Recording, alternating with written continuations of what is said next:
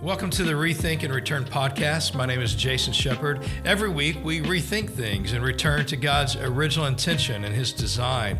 We generally do 2 recordings a week. One, we revisit a passage of Scripture that thousands of people are studying together in a Sunday gathering or in a house church, and we're just going to dig more deeply into these things that we didn't get to talk about enough or want to talk about more that we're wrestling with. And then we do another recording where we're just working out leadership things, being a pastor and ministry or leading stuff, and wrestling with tensions of how we live like that in our world today. So we'd love for you to like this, subscribe to it, share it with other people. Enjoy the podcast. We'll see you soon. Hey, thanks for joining us on the Rethink and Return podcast. This is part 2 with Jeff Wells. It was just so good, and we needed to get into another topic. So this is part 2 of our first conversation. So go listen to the other one if you didn't get to. Jeff, here we are again. Thanks for staying for part 2. Good to be here. So we were talking about guys who start. We were talking about guys who are sustaining, and then we talk about people who, when it's time to leave. And now we have people, you and I have led people now for years. I have, and I know you have, because part of that was, I was one of those people. Yes. And so they're carrying the vision, if you will. And I know we work in a plurality. You have elders, I do too, but there's some uniqueness to our calling. No question. Among elders. Yeah. And so are overseers in the church. And not everyone who works for you will always 100% align with that. There was a time where I felt guilty for that. There was a time where I overprotected it. And so this is really hard. I remember asking you one time, maybe I'm misremembering, or maybe you wouldn't say this anymore, but I asked you not long after I started our church, what's the hardest part of pastoring and leadership? And you said to me, staff. Yes. And yes. Would you still agree with that, or did you say that? Oh yes, I would say that still. I mean, I'd say this, Jason. When I think of the hardest part of being a pastor, well, first of all, I think about people in our church that I care about leaving. Yeah. That's really been hard. But maybe right up there with it is having to fire people that you love, you care about. But Yeah. I have made so many bad hires over the years. It's amazing how many. I mean, I think that's my biggest leadership weakness. I think I overbelieve in people. I think, everybody's going to be a 10 on a scale of 1 to 10. Or we can help them get there. Yeah, or we can help them get there, and it doesn't always work. And Yeah. it's so much better to fire them before you hire them by not hiring them. Yeah. And so that has been so hard. And then I think just about everybody who leads people, that you've got to have a team Yeah. if you're going to have an impact.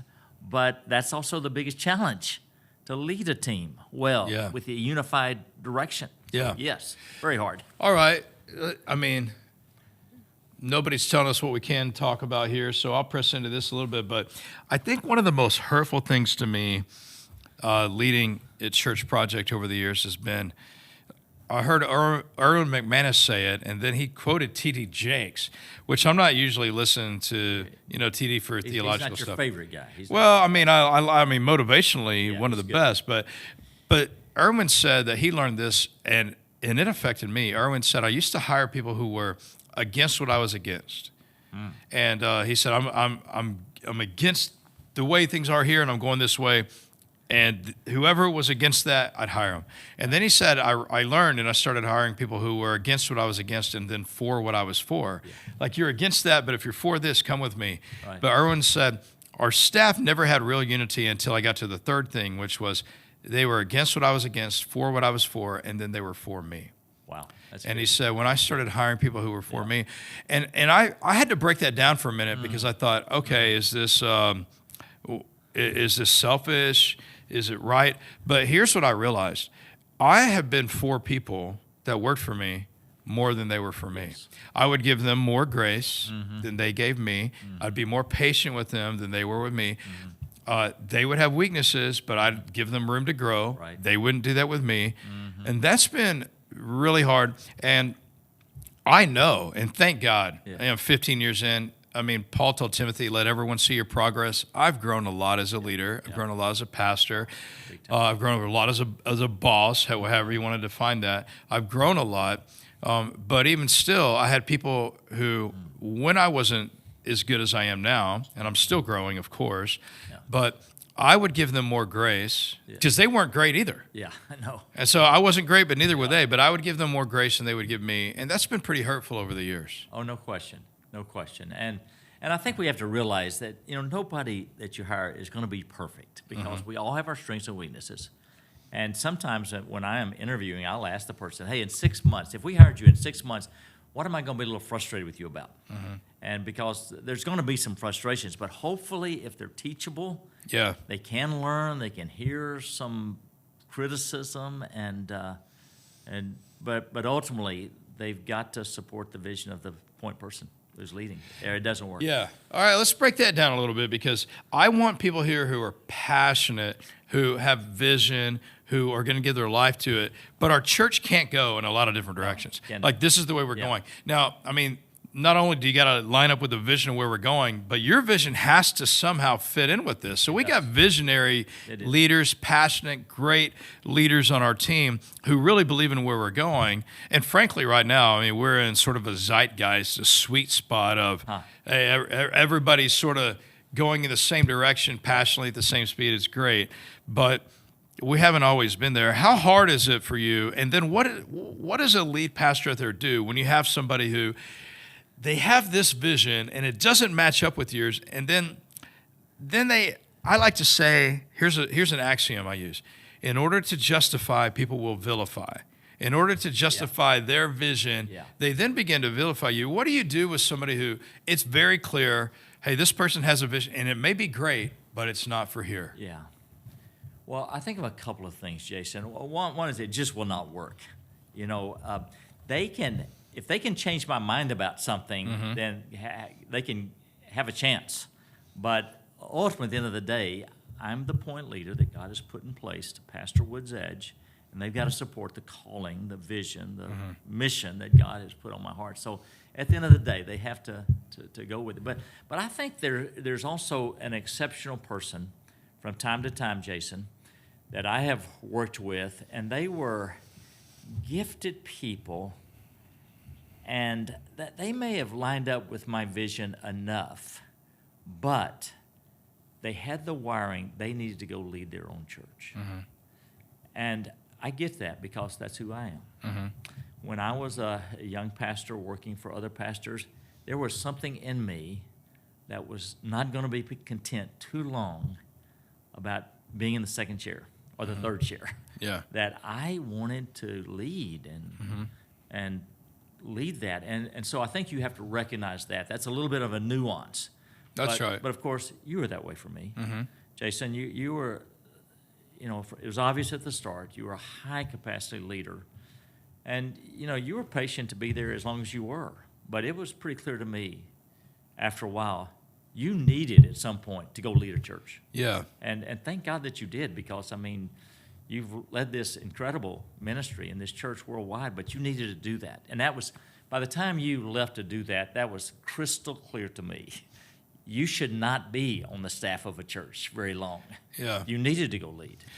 Well, there is that nuance too. That's right. And for me personally, I had to realize, well, if I stayed here to lead after Jeff leaves, well, you're going to outlive me. And so I'm like, that's not going to last. I do endure, but hopefully you'll still be going strong with that. But I'm not. I wouldn't be surprised if the opposite is true. But I did know at some point, hey, I have to go. I have to go do that. And we were able to do that really well. I think we honored each other. We honored the church. Stay close. I like to tell people, you never hurt one church to help another. Yeah. And I deeply love Woods Edge. Yeah. And so I would never want to hurt a church to help another. And I haven't.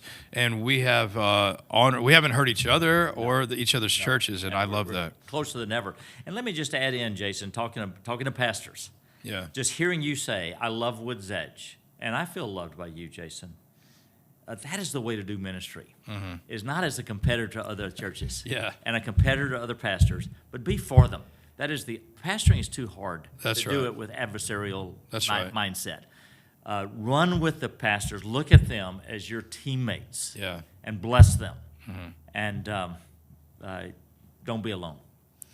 No, it's really good, Jeff. I think that's hard to begin that in a city. There are guys who'd be listening to this from other cities, right? I hear Houston is atypical. It is. It's atypical because of guys, a generation before me, and I've heard you guys attribute a generation before you of people who were praying here Yes. for many years before you. John Bisagno, First Baptist pastor. Right?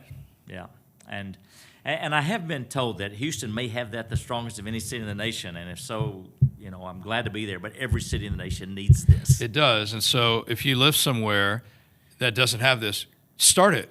Get with a couple of guys. One, feel convicted that you don't have it. Take it upon yourself to do it. Maybe you'll be the agent of change that a generation or two from now, Absolutely. Some guys will sit around and go, oh, our city used to be divided with pastors, territorial, dogmatic, doctrine leads. We wouldn't go outside of our circle, but now we have friendships and love for each other. Let's chase that a bit, Jason, because I think it's so important. I think a couple of things that I would encourage you to do. One little small thing to do is every Sunday pray for another pastor in town. And that'll do two things for you. It'll spread. Other pastors will hear about it. In fact, you can write them a note. Hey, we prayed for you on Sunday morning last week. And it will spread. And other churches will do it. So that's one thing. But here's a second thing. Your people will love it.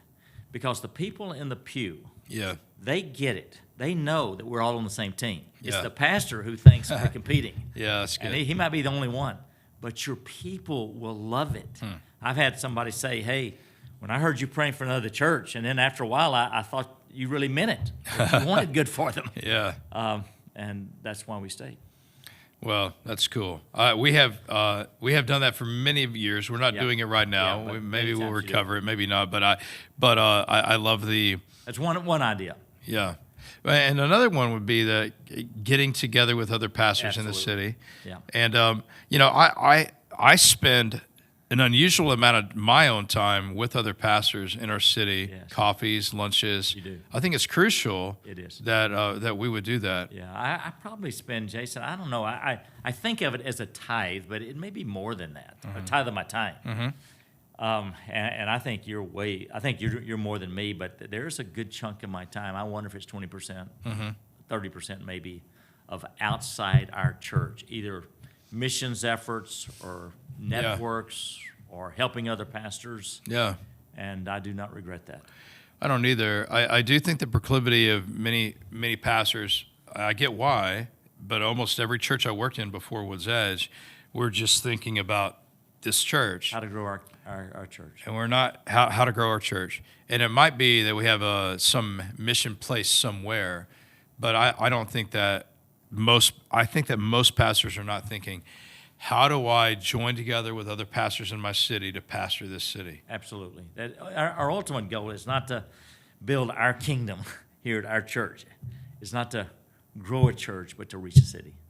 And that's with all the pastors, all the Christ-honoring churches in the That's city. right. I mean, I'm not going to abdicate the only way to reach our city with any eternal meaning is through the gospel. So gospel-believing, Bible-teaching, Christ-honoring churches. disciple-making, Christ-honoring churches. But I'm not going to – this is something good to press into on this topic because, like, we're pretty clear about who we are. Yes. And I'm very convicted about it. And frankly, I think everybody should do what we're doing. Yes, because you believe in it. If I didn't, I would do something else. Right. I don't have any ecclesiological relativity. I don't think whatever you do is good for you. I have some clarity. Yes. At the same time, my clarity and conviction doesn't give me freedom to put down other places. Other churches, yeah. And so I think speaking well and at least not speaking ill of other churches is so important, don't you? So, Jason, I just walked through your offices, and what's that big saying up on your wall? Yeah, we say, everyone here is for the church everywhere. Yeah. I walked through, and maybe I've seen that before, but I forgot No, you haven't. in a while. It's But I saw that, thought, that's good. That's good. And our people get it. And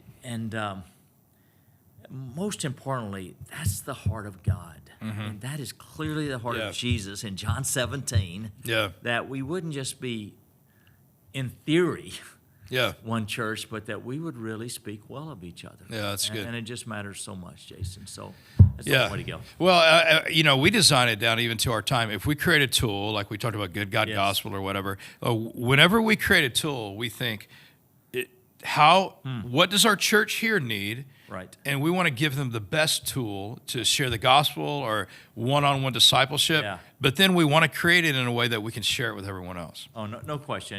And God has honored that, I think, because your way of doing church with house churches now, this evangelism approach, God is using that widely, and God's honoring that, Jason. Well, Love the things you do. Well, thank you. And the same with Woods Edge. I mean, you guys are.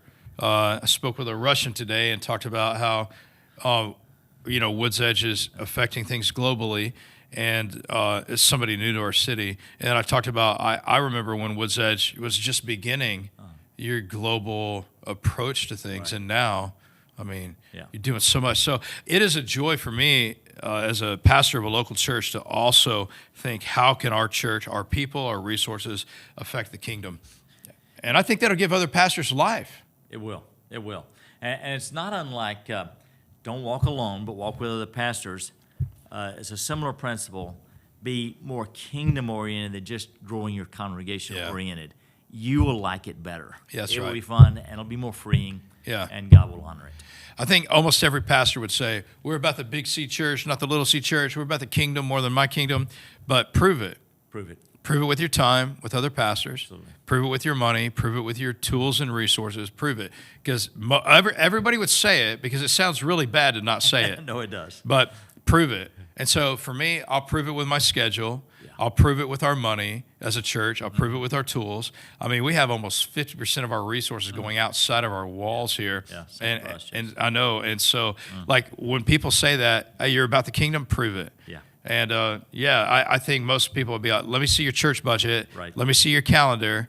Yeah. You're not. Yeah, no, I would, even when you're small and you just can hardly afford it, I would give something outside to start. And hopefully you can, for us, that's right. We got in some serious debt, way too much debt, and we decided that we were going to get out of debt. And there's nothing wrong. I mean, God uses debt, but our personal conviction, what helps us, because we were in so much debt, is we are going to get out of debt and stay out of debt. Mm-hmm. But also, we were going to give a lot of our income outside of our church, and our people love that. Yeah, our people do too. And I believe God honors it. He does. We have a saying here, simplicity for the sake of generosity. Good. All of our people know it. Yes. They say those things. Yes. One of the things people love about it is, I love simplicity for the sake of generosity. Mm-hmm. And that doesn't mean that we do things without excellence, right. But we're not opulent. Another axiom is excellence without opulence. Yes. And so, I love generosity for every individual, but I think a church should embody generosity. Every church wants their people to be generous. I know. Churches need to be generous. The church itself should be generous. Yeah, it's at least 10%, but hopefully, particularly, it seems to me, Jason, I may be wrong, but affluent churches in the West. That's right. In affluent cultures, we ought to be giving way over 10%. Oh, yeah. To the kingdom around the world. I agree with you, Jeff. I mean, I think, I believe that every believer, whatever context they're in, should be giving generously. Yes. Starting, I believe, with the tithe, but I believe a church should be modeling that too. I agree with you. But I don't stop giving at 10%. I should limit my living, and God's blessed us with some great stuff. And now I have some things I never thought I'd have, and I'm grateful for that. But our giving grows. I mean, for us, Brooke and I have made a commitment a long time ago. Our giving's going to grow. It's not going to stay the same. It's not going to decrease. And so we have had a saying as a church for a while, our commitment to generosity limits our decisions here. Yeah. And so as a family too, like, we're going to be more generous. I think that believers, like you said, in affluent places, especially people probably listening to this, we should limit our spending as a church, limit our spending personally. Yeah. Do good things, but give more away. That's right. And one of the best ways to do that is through more church planning. Yeah. Because we need so many churches. And by all measures, I think of Tim Keller, who has been behind, before he went to be with the Lord, so much church planning that he said all the research indicates that the most effective way to advance the gospel is through the planting of new churches. Yeah, it's good. And so this is God's way. This is the Book of Acts way. Yeah. Churches, and we need new churches. Yeah, it's good. So pour into it. Yeah, I love that. Jeff, I love this conversation. There's so much we could talk about. We could talk about prayer, which I know you and I you could spend hours talking about it. It is, and you've written on it. We could talk about leadership in the church more. We could talk about church planning. If you had one final thing to maybe a topic we haven't talked about for a pastor who's starting or who's staying, or maybe a seasoned guy who now, hey, you've been here a while, you've made it through this stuff. Mm-hmm. What does this seasoned guy do now with his life? I mean, maybe he's retired, or maybe he's thinking about retiring, or maybe he's not retiring yet, but man, you've made it through the starting and the staying. What do you do now? Well, if at all possible, invest in other pastors, invest in younger pastors, invest in smaller church pastors. They're lonely. They need help. Mm-hmm. And I know Gail and I just felt so alone for so long. Yeah. And we would have loved to have had an older pastor care about us mm-hmm. and encourage us and pray for us and maybe at times challenge us. Yeah. So whatever else you do, try to encourage other pastors. That's and good. Bless them in some way. That's really good. I am, I'm 51. I'm starting to actually think about, okay, how do I, maybe because of the place where our church is, we're doing a lot of church planning and church planning network and partnering and increasing it with Acts 29, and we do some with HCPN. But I'm actually thinking and praying about personally, okay, who are a small group of guys 20 years younger than me? Because now I'm not the youngest guy in the room by far. You're not the youngest guy. And so but I'm like, I'm going to put together a small group of some guys and invest in them. And I hope to do that the rest of my life. Good. I know you're doing that too. Yeah, Larry Osborne has been fantastic at that in California. I know you're in a group with him. But the older we get, I think the more responsibility we've got to do that. Yeah. I mean, we have that mindset always. But Jason, just maybe one more thing that I would say to all pastors. Yeah. I'd say this is just be aware that pastoring can hurt your spiritual life. And just be reminded, I think about when I went to Dallas Seminary, that maybe there were 600 of us that entered. I bet 95% after 4 years who graduated, 95% were further from God than when they started. We had our heads filled with knowledge, theological knowledge, but our hearts did not keep up pace with our brains. And I think that happens to pastors too, not just seminarians. Yeah. I think it happens to elders and missionaries because we're around the things of God day in, day out, all the time, and we think that somehow, ipso facto, by osmosis, we're going to grow with God if we are around the things of God. Mm-hmm. And that's not true. You have to personally cultivate your own soul, and the way to do that is just to get alone with God. Yeah. And honest with Him, and in prayer and the Word of God, and let the Bible speak to your soul. That's and good. Not just working for ministry. Yeah. But I would just say to all pastors, if you just drift along spiritually, you're going to drift away from the Lord. And you're going to become a professional Christian, professional pastor, rather than the reason you got into this place, you love Jesus. Yeah. And so stay close to the Lord. Your first job is to love Jesus above all other things. That's good, Jeff. That's a good word.